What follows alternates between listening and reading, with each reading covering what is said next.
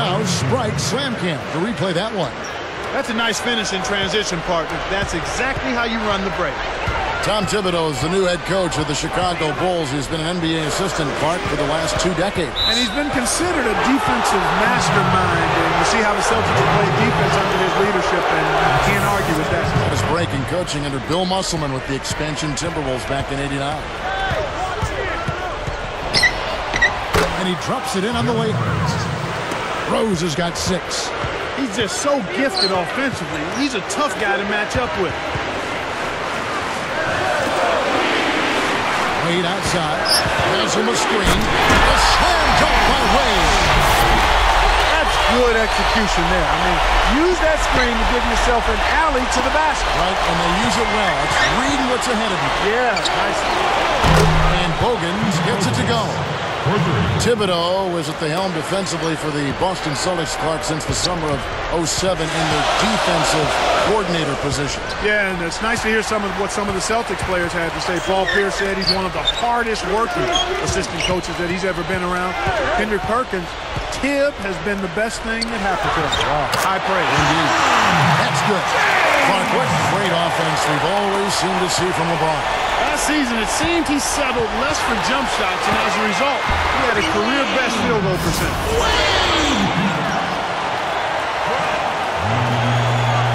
Here is Bogans.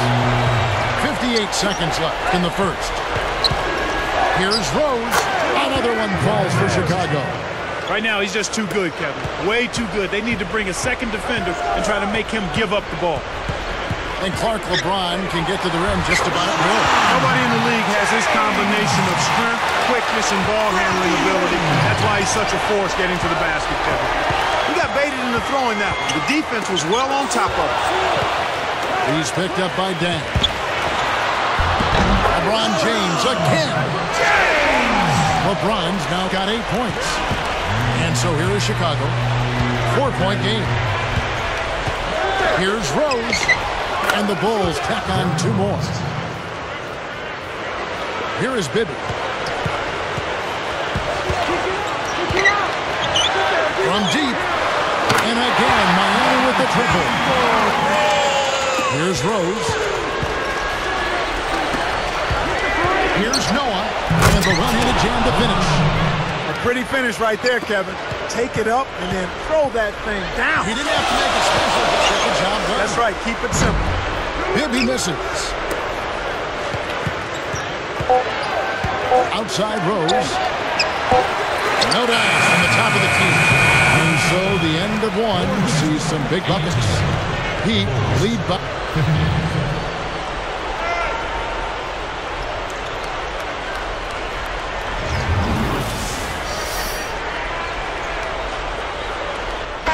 A closely contested game here at the start of the second quarter.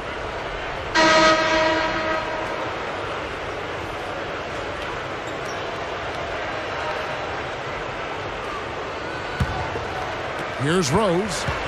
10 points for him. This Heat team really had to ride D-Wade's shoulders last year. Well, nothing new there, Kevin. I mean, they really leaned on him for a lot of things. Everything in the stat sheet was something Dwayne had to do. Score, rebounding, assist, defense. I think some players got a little too used to leaning on him and expecting him to make every play. Sometimes you stand around and wait for him to bail you out. That's right, and you become a spectator instead of a playmaker. So with Boozer on the bench, here's the 5 for Tom Thibodeau right now. Derrick Rose and Ronnie Brewer in the back. It's Gibson and Noah at the 4 and the 5. And dang. Let's go to our great sideline reporter, Doris Burke, for an update. Doris?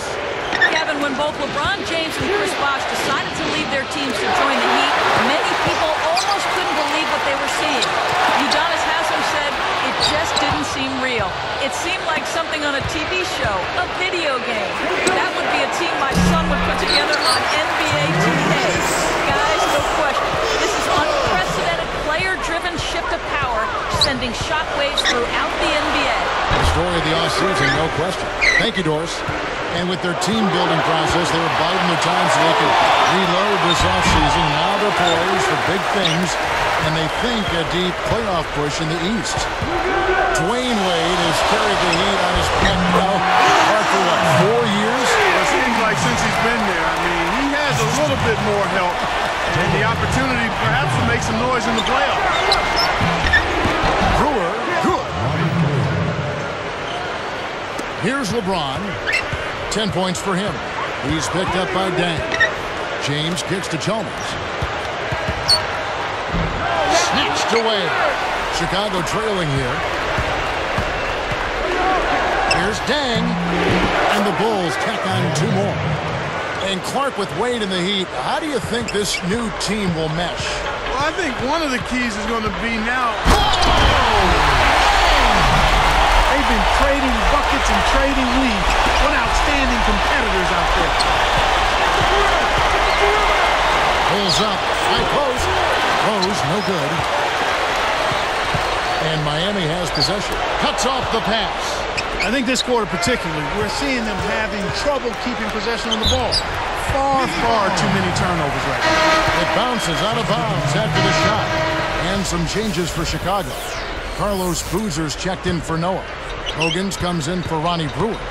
And it's Watson in for Derrick Rose. Got a piece of it. It's 1-on-1. 6-second difference between shot and game clock. Watson's shot is good. Here's LeBron. Boozer picks him up. James kicks to Chalmers. Blocked, but he stays with it. Back to James. Goes back up. That's good, and so Chalmers with the assist. LeBron's now got 12 in the game. This is clearly the time when you want to take the last shot. Hogan. And it's Chicago scoring again.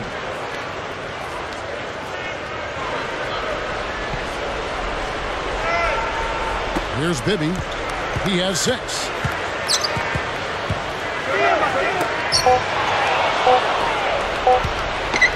Here's Dang. Oh, he almost hit it from outside despite the foul. Still, he'll get a trip to the line for 3 free throws. Oh, that's a bailout with the hat. You have to be careful when you close out on shooting. He hits the second from the line.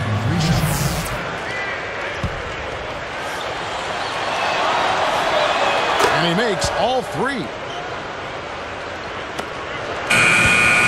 And the first half is now in the books. Some good play from Rose in this one. 10 points, and he's chipped in defensively with a steal as well. Boy, he was locked in that hole.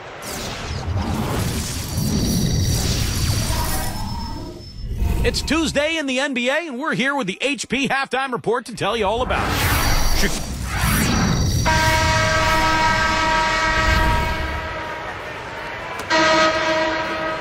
And as the quarter begins, both teams have been trading blows like prize fighters. A close ball game.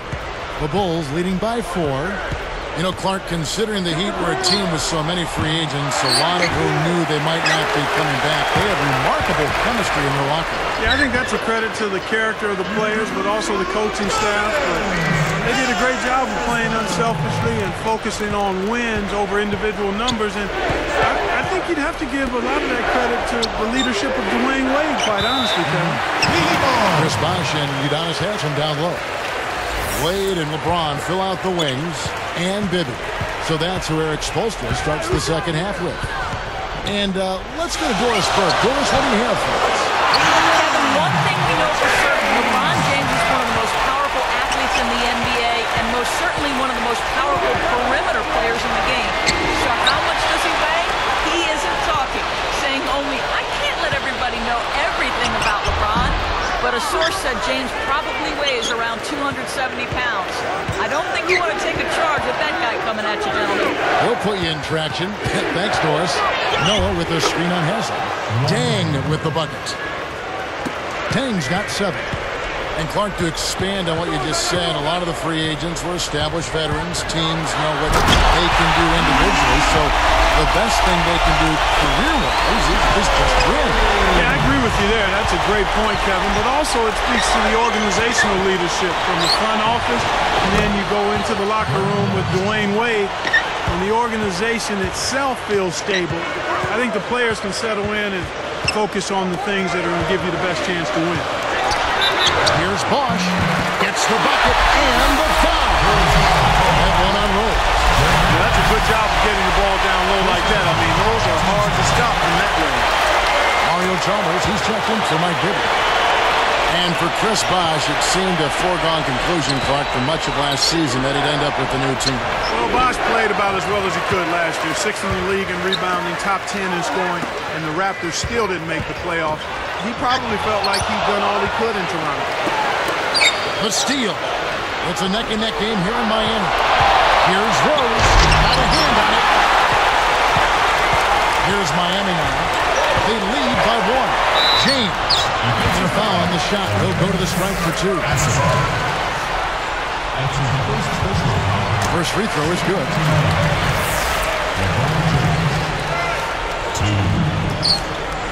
And both free throws good for LeBron.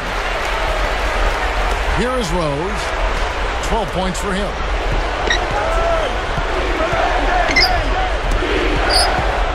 Wade picks him up. Here's Dang. And almost gets it to go, so he'll shoot 2 here. That's on LeBron James. That's a no-brainer. You got to stop the layup. Make him earn his points from the line. That's also good, so he hits both free throws. Here's LeBron. 18 points for him. They can go 2 for 1 here if they want, Kevin. Let's see how they manage the clock. It's blocked. We'll see what the coach has drawn up. Will they opt for the quick shot? And stolen by Chalmers. Wade can't hit. He's not giving an inch on defense. He really bothered that shot. Knocked loose. And stolen by LeBron. Boozer against Wade. James kicks to Wade. Now here's James. The shot's good on the assist by Wade.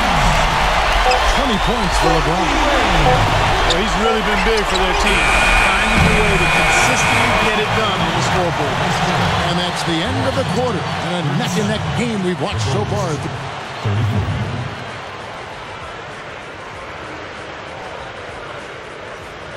And now let's send it to our sideline reporter Doris Burke for our Sprite Spark of the game. Come on, Doris. For that great stretch that he put together, they get the Sprite Spark Award. Their offense heated up in the third quarter, and that changed the complexion of this basketball game, guys.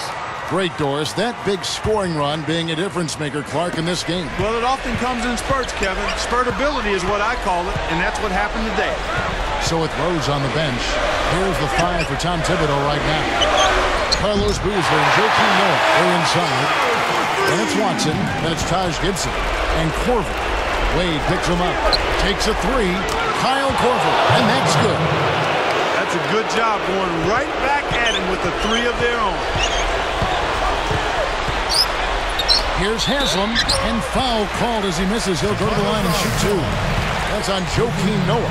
Looked like a good call from here where I sit. Definitely some contact on that shot. And he makes both free throws. Here is Watson. It's not an insurmountable deficit. They've got time on their side. Yeah, don't worry about the scoreboard here. Just make the most of each possession. Don't have any empty trip. Explosive offense. These two teams have been going at each other this entire game. The Heat leading by 3. Now Haslam leads him in. Miller blocked.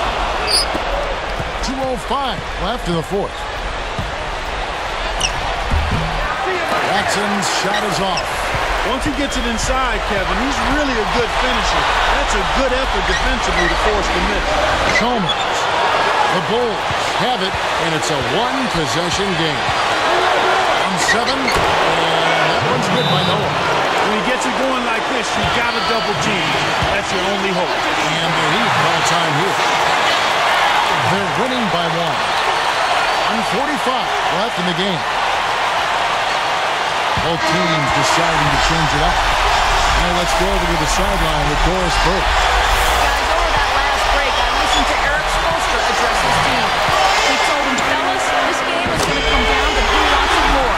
It's as simple as that. How bad do you want it? Don't tell me, go out and show me. Kevin, he's laid a challenge on these guys. Kevin, this has really been a competitive, fun game. Here is Bibby. 1:33 after the fourth. Racks up the triple. No good. So the Bulls will take it the other way. Rose passes to Cook. It stays here. Good heads-up play to deflect that pass. That's why you stay active on defense with your hand. Make them use that clock. Here's Rose. He dumps it off. Corver. It's good. This time the assist from Rose. That's exactly what coaches love to see. Good execution on the inbounds play. And the Heat call time here. The score is tied at 45. 1:14 left in the game. Bibby kicks the box. Pass to Wade.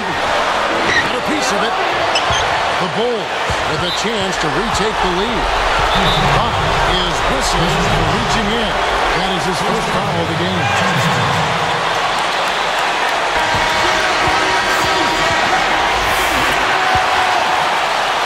Here is Rose to take the lead and laying it in as that one falls through. What a run. They're making shots and playing lockdown D. Sheik gets called for blocking. That'll be his second foul of the game. A little too much body contact there. You have to stay in front of the ball handler by moving your feet or you'll get tagged with that call every time.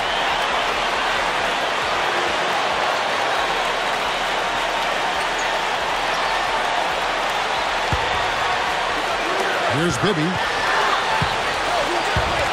Here's Haslam. It's good. The assist this time from Bibby. Oh, that's much in the clutch. They needed that one, man. Time called here. The Bulls decide to talk it over.